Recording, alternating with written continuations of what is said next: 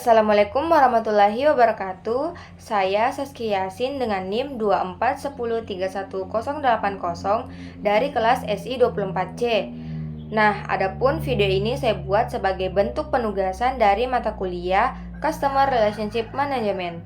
Oke, langsung saja masuk ke video penjelasannya. Analisis Customer Centric Profitability Calculation atau CCPC pada studi kasus Andi, toko elektronik online. Nah, tujuan analisisnya yaitu ada 3. Yang pertama, menghitung total kontribusi pelanggan.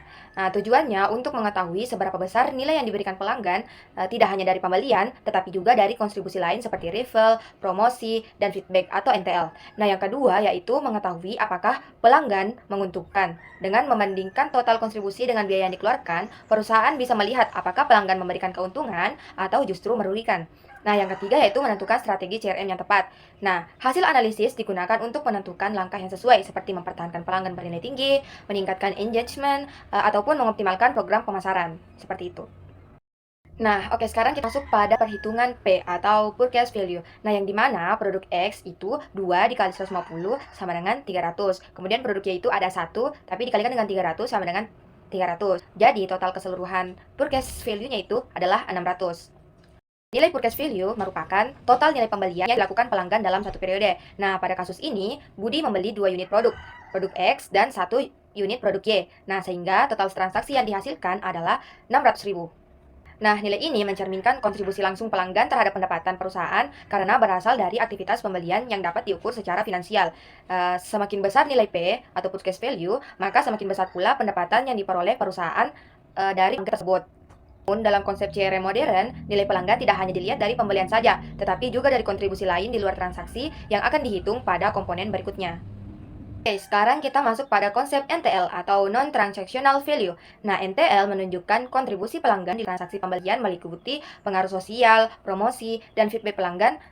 Semakin tinggi NTL, semakin besar nilai strategis pelanggan. NTL menggambarkan bahwa pelanggan tidak hanya memberi nilai dari pembelian, tetapi juga dari aktivitas lain yang berdampak pada perusahaan. Nah, dalam bisnis modern, kontribusi ini sangat penting karena bisa membantu pemasaran, efisiensi biaya, dan pengembangan produk. Oke, sekarang kita masuk pada bagian refill atau R. Nah, di sini Budi mengajak 2 pelanggan baru. Nah, setiap pelanggan menghasilkan 200.000. Jadi total refill itu sama dengan 400.000. Nah, refill menunjukkan kemampuan pelanggan dalam menarik pelanggan baru. Nah, hal ini sangat menguntungkan karena perusahaan bisa mendapatkan pelanggan tambahan tanpa biaya promosi yang besar. Budi di sini berperan sebagai marketing gratis bagi perusahaan. Seperti itu maksudnya. Selanjutnya pada RKIAUA. Nah, misal nih ulasan menjangkau 15 orang, terus engagement-nya itu 4%, atau sama dengan 20 interaksi. Nah, 20 nah itu sama dengan 40.000. Learning atau L itu adalah feedback membantu perusahaan menghemat biaya riset.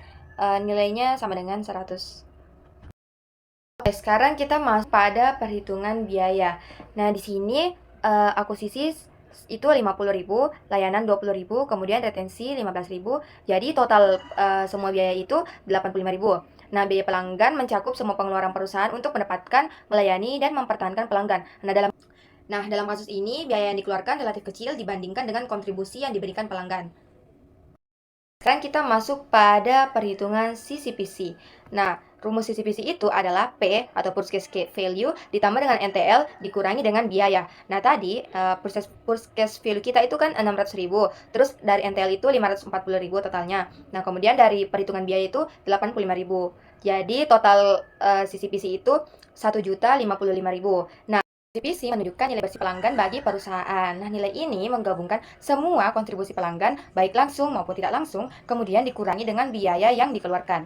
Di CRM, di mana perusahaan dapat menerapkan program loyalitas untuk mempertahankan pelanggan, program referral untuk menambah pelanggan baru, bahkan engagement melalui review dan media sosial, serta memanfaatkan feedback pelanggan untuk perbaikan produk dan inovasi.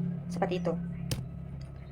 Oke, sebagai kesimpulan, model CCPC memberikan pendekatan yang lebih komprehensif dalam mengukur nilai pelanggan dibandingkan metode tradisional. Nah, dengan mempertimbangkan berbagai dimensi kontribusi, perusahaan dapat memperoleh gambaran yang lebih akurat mengenai profitabilitas pelanggan. Nah, dalam kasus pelanggan Budi, terbukti memberikan kontribusi yang sangat besar terhadap perusahaan. Oleh karena itu, perusahaan perlu menerapkan strategi CRM yang tepat untuk mempertahankan dan mengoptimalkan nilai pelanggan tersebut. Dengan pendekatan yang tepat, perusahaan tidak hanya dapat meningkatkan profitabilitas, tetapi juga menciptakan hubungan pelanggan yang berkelanjutan. Seperti itu. Oke, itulah tadi sedikit penjelasan dari saya. Lebih dan kurangnya mohon dimaafkan. Wassalamualaikum warahmatullahi wabarakatuh. Bye-bye.